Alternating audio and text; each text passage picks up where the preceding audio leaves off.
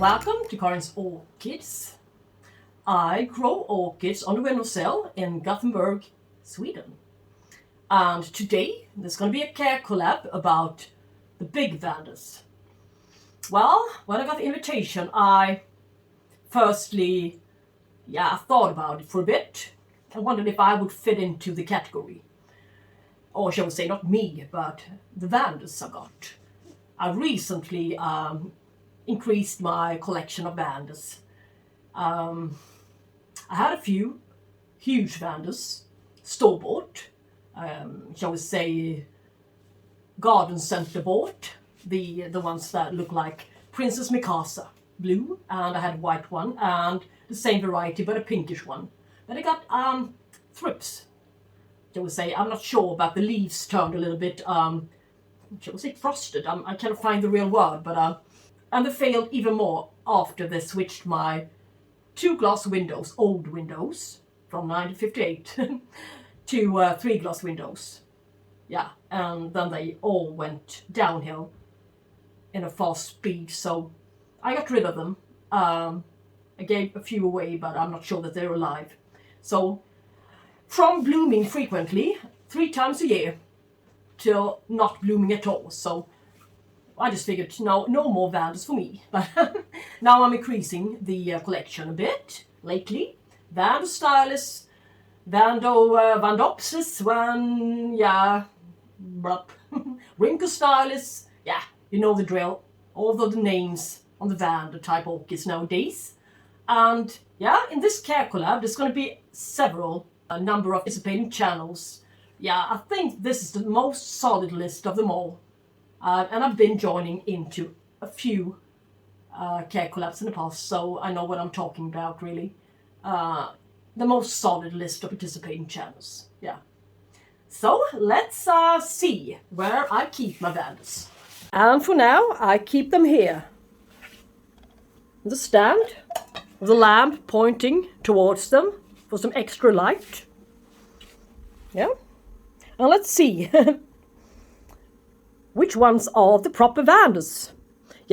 On this shelf, in this section, are Vandas, shall we say Vanda type orchids.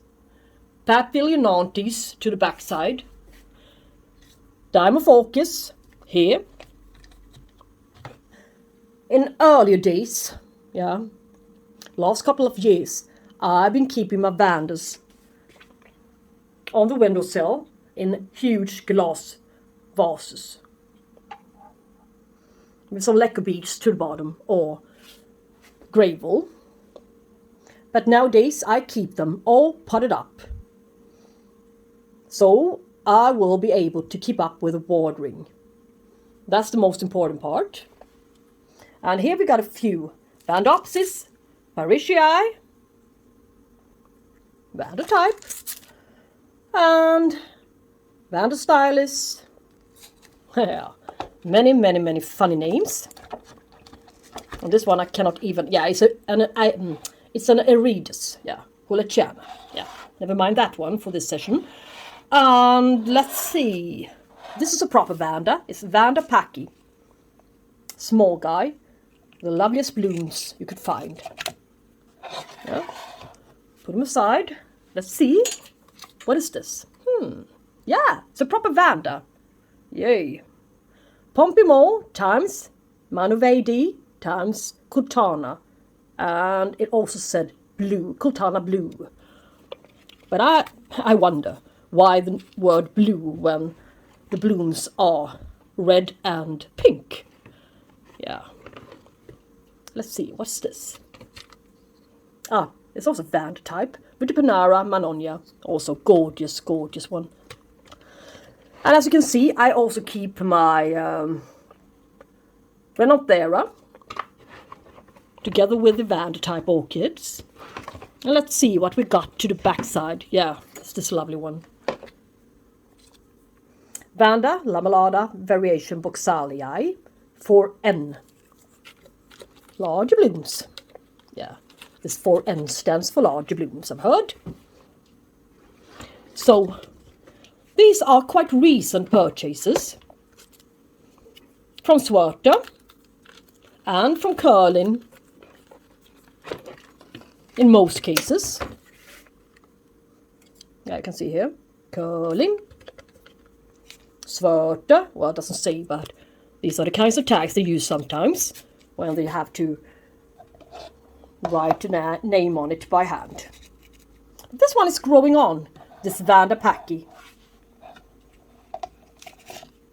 Look at its roots. It arrived in bark and is still sitting in bark with some additional rock wool to the setup. Yeah, it's growing like crazy. And this one is going to be a huge one. So that's a good thing, I think. Let's see what else. This lamellada variation Boxali. Yeah, a few of its roots died off, I can see now, when I repotted it into bark and rock wool. But not all of them. Yeah, that happens every year with all Vanda type orchids. Even the garden centre bought one, Princess Mikasa, to compare with something, yeah? I always have to cut off some bad roots. And that doesn't mean that the orchid itself is in a bad shape. Not at all. And this one, Ponpimol, yeah. Such a crazy size. This one, yeah, I can say that this one is a large Vanda. This one is in growing stage, as for most part of them. And some green roots, root tips everywhere. So this is the kind of setup that I prefer. Plastic pots with holes in them, ventilation holes. Some perlite, it's not scale. The white dots you see. No, it's only some perlite and rock wool and medium grade bark. And they're sitting under my LED grow LED bulbs. Well, not grow LED really. These are kind of lights you can use when you're fixing your car. Lying underneath the car fixing it. Yeah. 4,000 Kelvin daylight. Yeah, and there's going to be a few more Vanda type or Vandas in my next order. As for now, I can see that I found the greatest solution for them without any further effort on my behalf. They're just growing on nicely. Especially this one, I think. Wuttipanara Manoonya. Well, the Vanda type. Yeah, I'm not sticking to the subject, but I just wanted to show you. And Rinkoreader's Bangkok is growing really well as well. Doesn't need all that much light. And I use this grow LED bulb.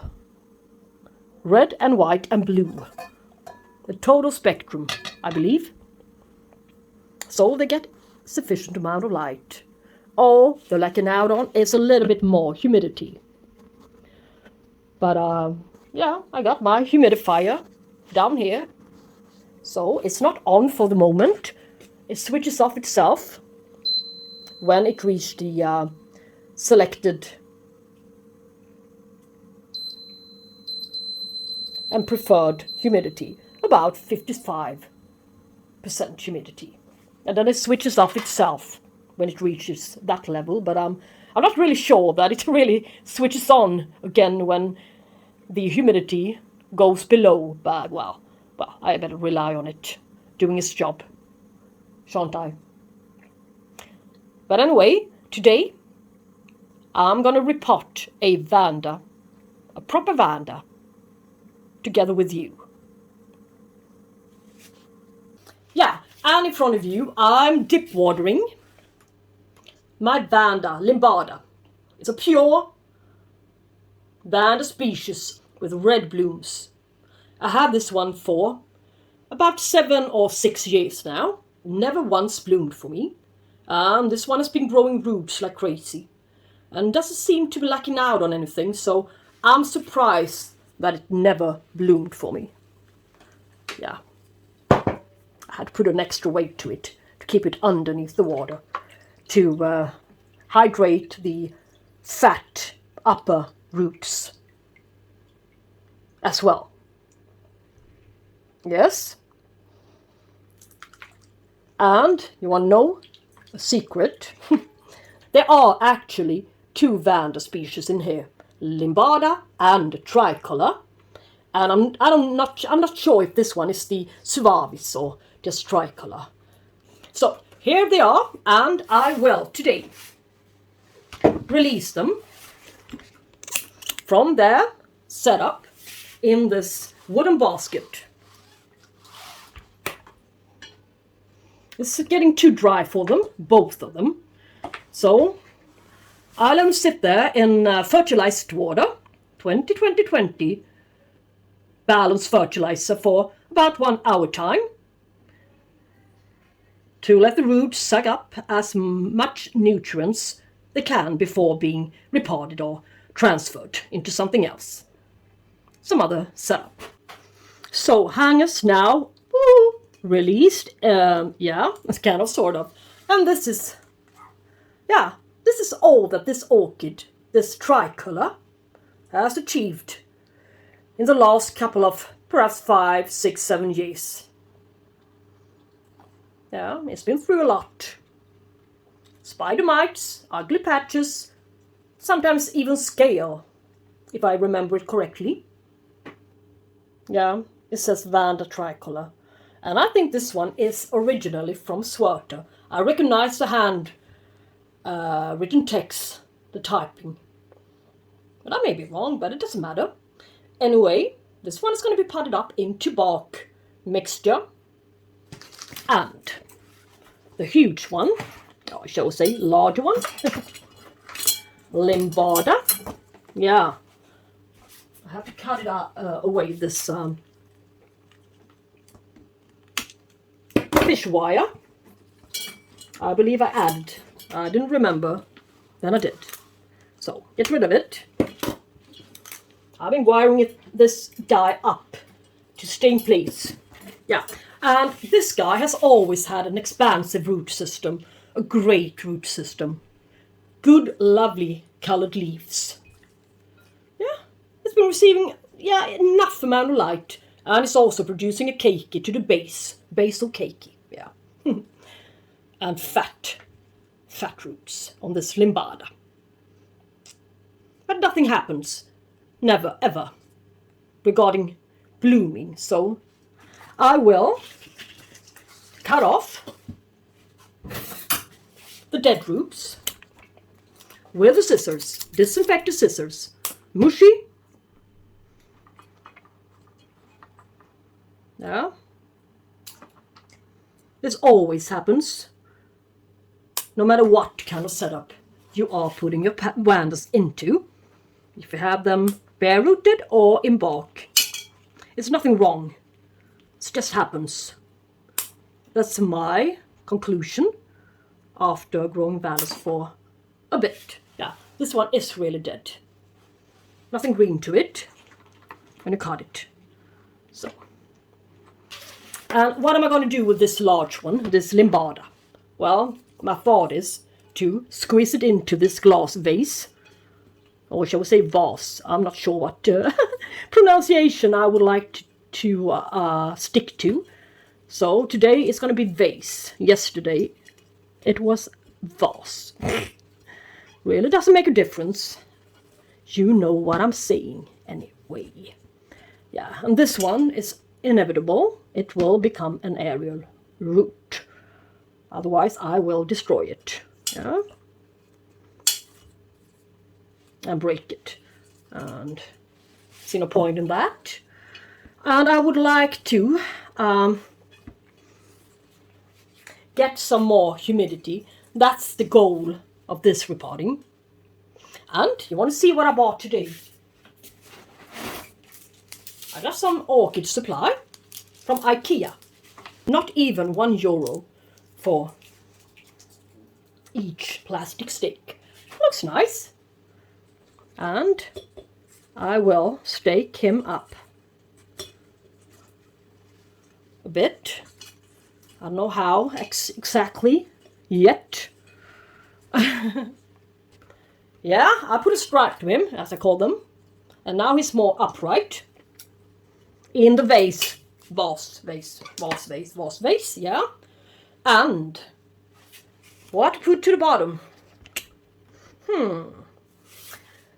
Maybe, preferably, nothing. But I would like this guy to look proper. So, I washed some gravel. Yeah, actually, aquarium sand.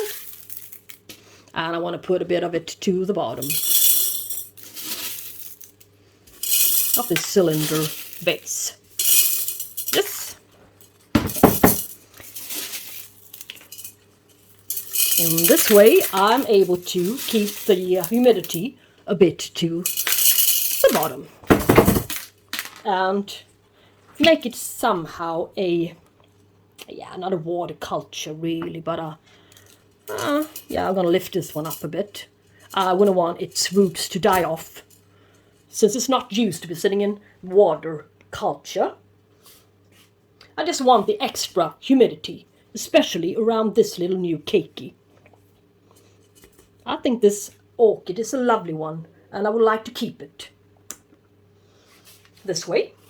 So, the Vanda limbata is repotted, shall we say. And it's going to stay in my kitchen window, since there's a bit more humidity in this room than in my living room. And I would like to have something else to the setup. And now, let's look at the little tricolor. What am I going to do with the tricolor? Man, that's difficult. Are there any live roots at all? Yeah, the roots are stiff, no mushiness to them at all. So I wonder if it's necessary to cut away any of them. They may branch. And there are a few more new roots coming. And I think and believe that I kept this one a little bit too dry. Even though lately I've been dip watering that community pot out of 2 orchids. Yeah, a little bit more often than I usually do. So, and it's in growing stage, so there will be repotting on this one today. But I have to cut away the tag before I do anything else. I wouldn't want to bury the tag, the paper tag. It will rot off in here. So, what to do? Da, da, da, da, da. Charcoal. I will always use charcoal in all of my repottings for its disinfective properties, airiness, and that it won't break down, of course. So it's got a lot of good properties. And these huge pieces of bark never seems to be finished. So I'm going to use them up today. I have to pick out the largest pieces. I wouldn't want to have them in this pot. It's going to be far too dry. So, ta-da! And rock wool. I'm going to add some rock wool to the mixture, shall we say. And this time I'm not cutting it, I'm using the scissors. It works even better, I noticed. And this is for some extra moisture. Nothing else, and it will not break down for you. So this one can sit in here for quite some time without breaking out. Without breaking down the media, I mean. Not breaking out. It would be fun to see an orchid on its loose in my apartment. Yeah. Language is funny sometimes. Yeah, and don't forget the rock wool.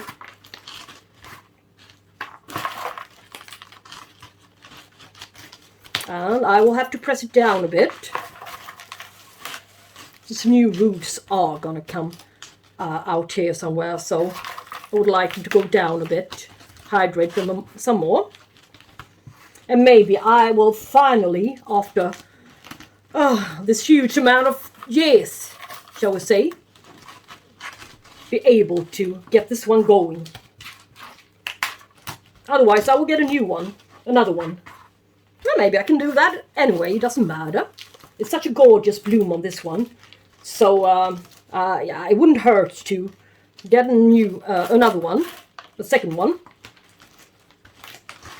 if I can find a blooming sized sample.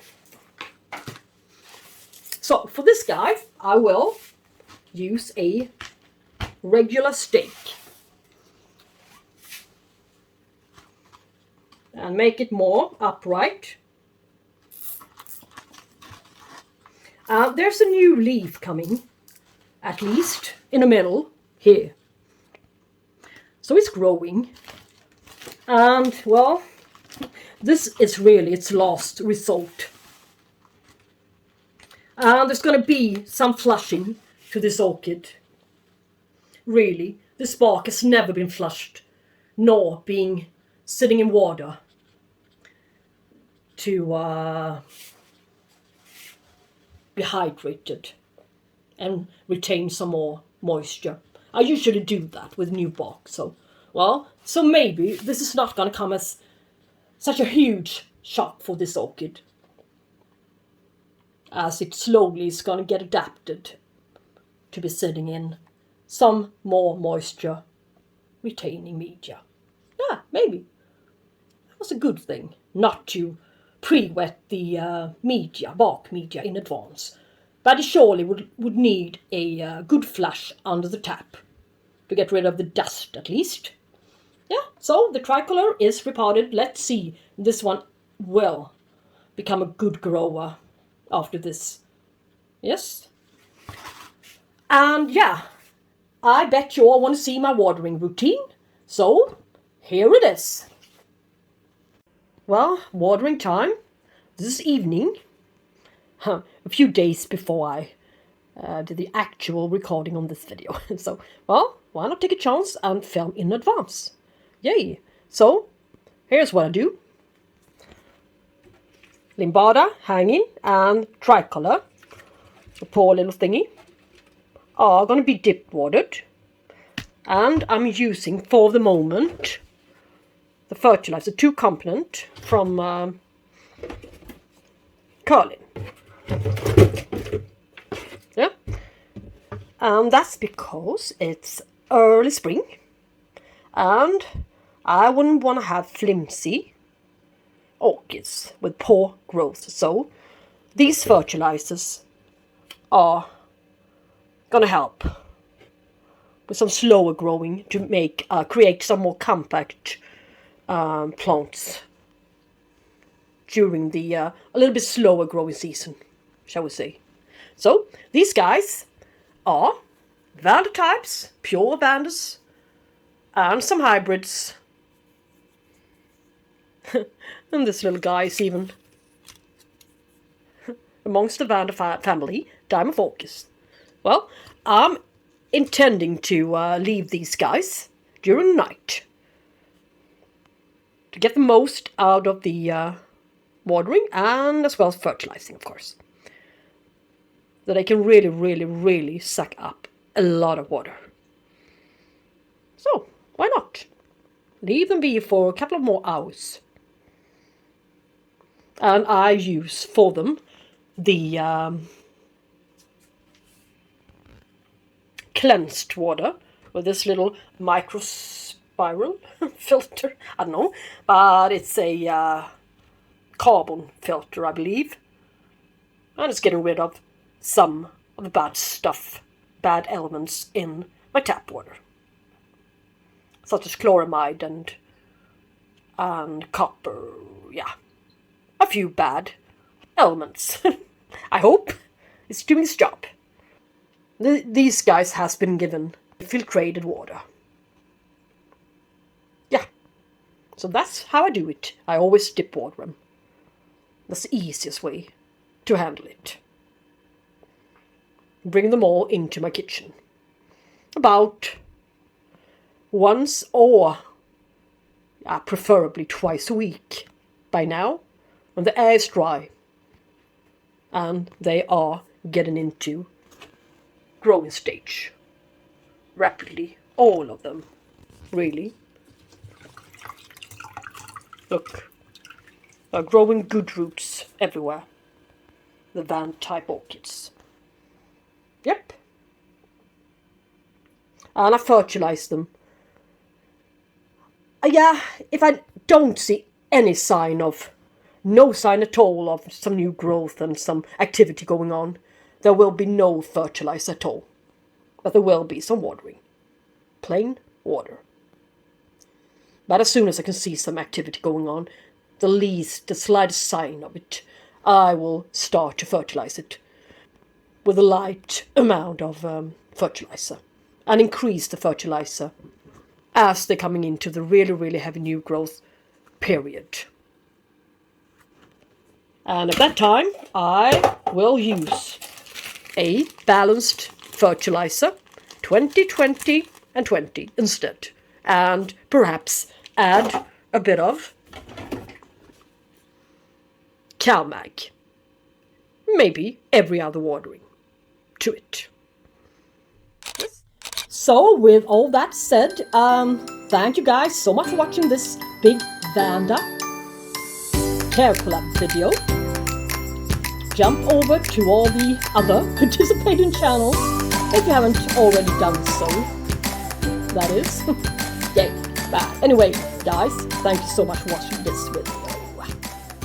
Talk to you soon.